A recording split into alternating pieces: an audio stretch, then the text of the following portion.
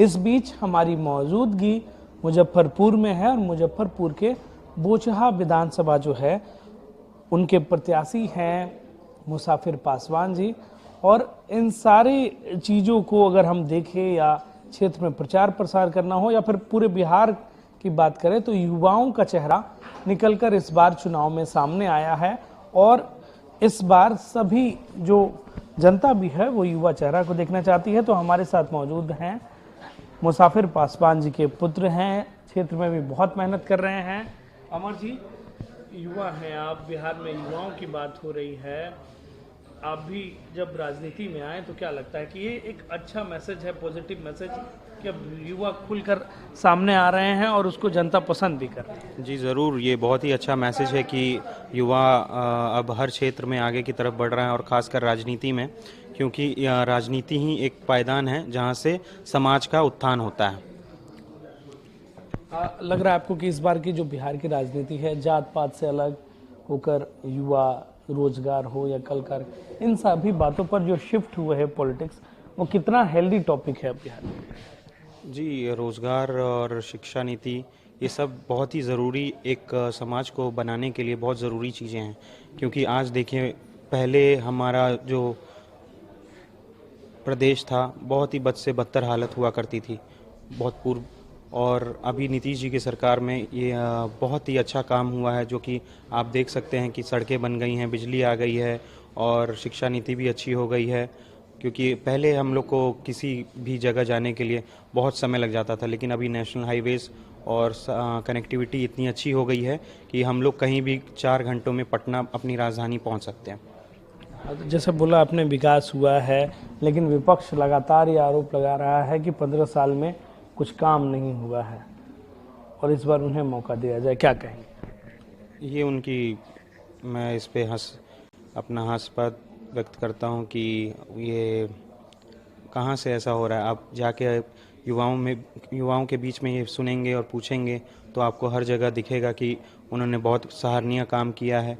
चाहे वो शिक्षा नीति हो, बच्चों को प्रोत्साहन के लिए कुछ भी नीतीश कुमार जी ने सभी चीज़ की हैं प्रोत्साहन के लिए, हर चीज़ उनकी तरफ से आपके सामने रखा गया है। हर चीज़ आपके सामने रखा गया है।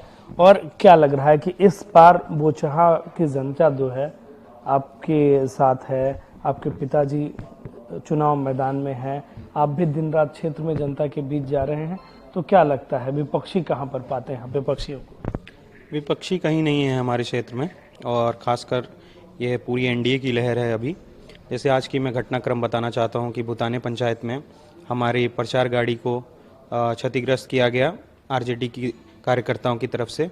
हमारे एनडीए समर्थकों को बंधक बना लिया गया, और इस चीज़ पे मैं ये बोलना चाहता हूं कि हम लोग अपने कार्यकर्ताओं के साथ हैं और सदैव उनके साथ रहेंगे, चाहे कोई कितना भी समय रहे, रात के 12 बजे या सुबह, कभी भी मैं उनके साथ हूं और ऐसा मैं उनके साथ हमेशा रहूंगा।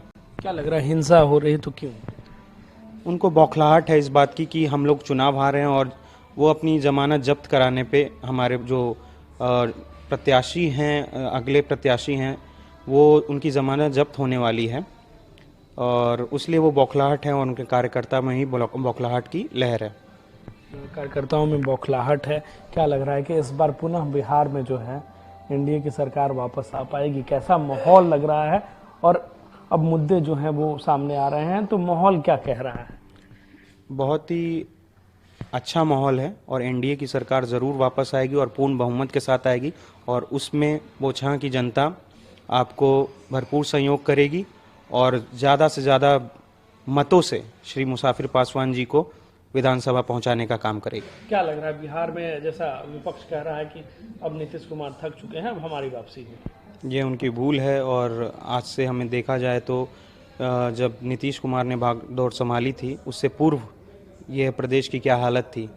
आपको कहीं छिनतई, डकैती, चोरी, बलात्कार, ऐसी घटनाएं बहुत हुआ करती थी, और यहाँ मूल रूप की सुविधाएं भी बहुत कम हुआ करती थी, और ऐसा युवाएं इस सब से शिफ्ट हो रहा है। उन्हें ऐसा नेतृत्व चाहिए जो कि उनको हर चीज़ में सक्षम आगे बढ़ के योगदान करने का मदद करे।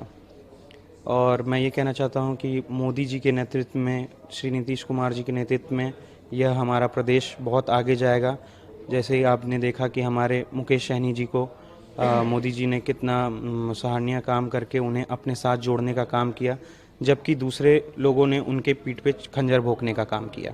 जैसा कि आपने देखा कि मोदी जी ने मुकेश सहनी जी का हाथ थामा, और इससे यह पता लगता है कि मोदी जी पिछड़ों के साथ हैं और राजद ने पिछड़ों का सिर्फ इस्तेमाल किया है, और उन्होंने किस तरह एंड मौके पे मुकेश सहनी जी को धोखा दिया है।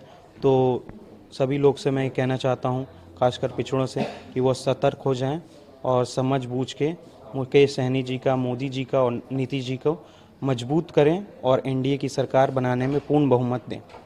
क्या लग रहा है कि तो इस बार बिहार में एनडीए की सरकार, जैसा आपने कहा, लग रहा है कि बनेगी? और बोचहा में क्या माहौल है इस बार?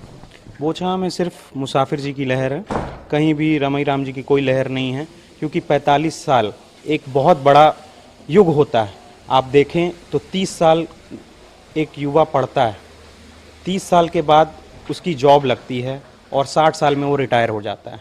लेकिन एक व्यक्ति विशेष को 45 साल लोगों ने दिया, क्षेत्र की जनता ने 45 साल का वक्त दिया, और इस 45 साल में जब आपको पूर्ण विश्वास है कि भाई ये सभी चीज़ मुझे करना है, तो यहाँ पे तो मूल रूप की हर चीज़ की सुविधा होनी चाहिए थी। लेकिन आप देख सकते हैं कि हर चीज़ की बदहाली ही बदहाली है, और उनको इससे पहले भी हरा के आगे बढ़ा गया था, और इस बार भी उससे कई ज़्यादा मतों से मुसाफिर पासवान जी जीतेंगे।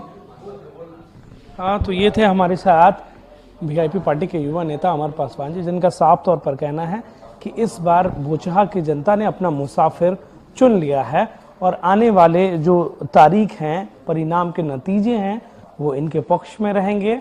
और पूरे बिहार में एनडीए की लहर है, विपक्ष की बौखलाहट साफ दिखती है, और फिर से नीतीश कुमार बिहार के मुख्यमंत्री होंगे।